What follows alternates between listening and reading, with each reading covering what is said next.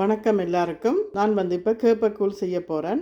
வாங்க அதை இப்போ எப்படி செய்யலாம்னு பார்க்கலாம். இப்போ 1.5 கப் கேழ்வரகுமா அல்லது குரக்கன்மா, 1/2 கப் கைக்குத்தரிசி. இப்போ நான் கேப்பக்கூழ் செய்கிறதுக்கு கைக்குத்தரிசியை நல்லபடியாக கழுவி 4 தரம் அதை இதில் சேர்க்குறேன். இதோட ஒரு 3 கப் தண்ணி எக்ஸ்ட்ரா சேர்க்குறேன் நான் அவியறதுக்கு. இப்போ நான் அடுப்பை ஆன் பண்ணிவிட்டு கேஸை ஆன் பண்ணி இதை நல்லா களி மாதிரி அவிய விடுறேன். கைக்குத்தரிசி அவிஞ்சோடனே நாங்கள் கேழ்வரகு மாவை 1 கப்புக்கு 2 கப் தண்ணி போட்டு அதை நல்லா கரைச்சிட்டு அதையும் இதோடு சேர்த்து நல்லபடியாக களி மாதிரி கிண்டி உருண்டையாக்கி அதை ஒரு பச்சை தண்ணியில் நான் இப்போ இன்றைக்கு நைட்டுக்கு ஊற போட போகிறேன். அதுக்காண்டி நான் இப்போ கேஸ் ஆன் பண்ணுறேன். இப்போ இது பொறுமையாக அவியட்டும். இந்த கைக்குத்தரிசி அவியறதுக்கு லேட் ஆகும். 15 நிமிஷமாக அவிஞ்சிட்டு இருக்குது. நான் இப்போ உப்பு சேர்க்குறேன். இப்போ நான் கேழ்வரகு மாவை சேர்க்க போகிறேன். இதில் அது 1 கப் மாவை நான் 2 கப் தண்ணி ஊற்றி நல்லா கரைச்சி வச்சுருக்கிறேன். அதையும் இதோடு சேர்க்க போகிறேன். சேர்த்து நல்லா களி மாதிரி கிண்டுவோம். இப்போ நாங்கள் பார்த்திங்கன்னா இதையும் இப்போ இதோடு சேர்க்குறேன்.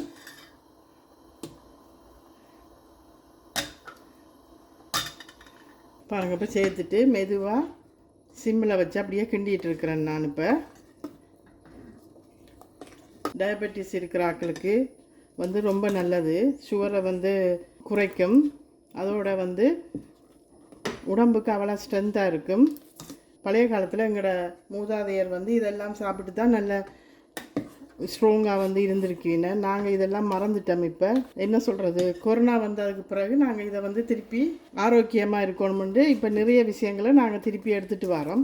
இது இந்தியா ஸ்ரீலங்காவில் இந்த வெயில் காலத்தில் இது காலையில் நீங்கள் இந்த கூழை குடிச்சிங்கன்னா அவ்வளோ குளிர்மையாக இருக்கும். வேலைக்கு போகிறாக்கள் காலையில் வயல் வேலைக்கு அவை எல்லாரும் இது குடித்தா நல்ல இந்த என்ன சொல்கிறது வேலை செய்கிறதுக்கு ஈஸியாக இருக்கும்.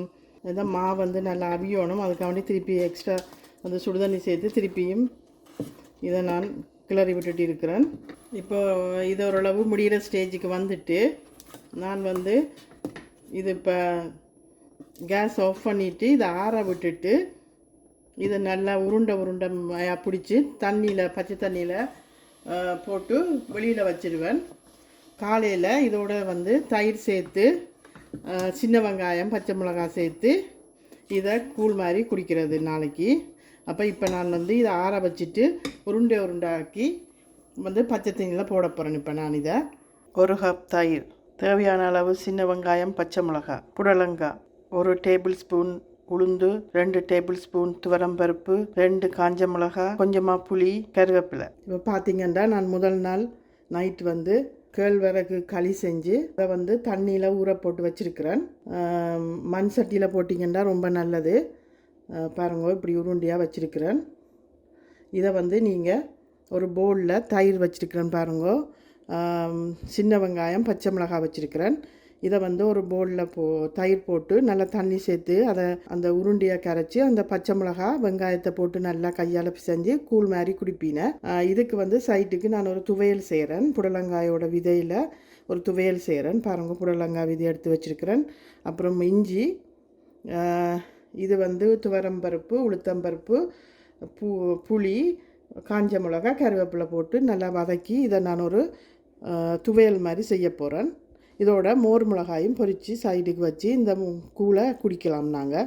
பாருங்கள், இப்போ கேப்பக்கூழ் ரெடி ஆகிட்டு அந்த தயிரோடு நான் கொஞ்சம் நிறைய தண்ணி சேர்த்து அந்த உருட்டைங்களை இதில் கையால் பிசைஞ்சு இதுக்கு சின்ன வெங்காயம் பச்சை மிளகாய் போட்டிருக்கிறேன். இதுக்கு சைடிஸ் புடலங்காய் துவையல், புடலங்காயோட விதைங்களை எடுத்து அதுக்கு நான் அதை வதக்கி அதை நான் துவையல் செஞ்சுருக்கிறேன்.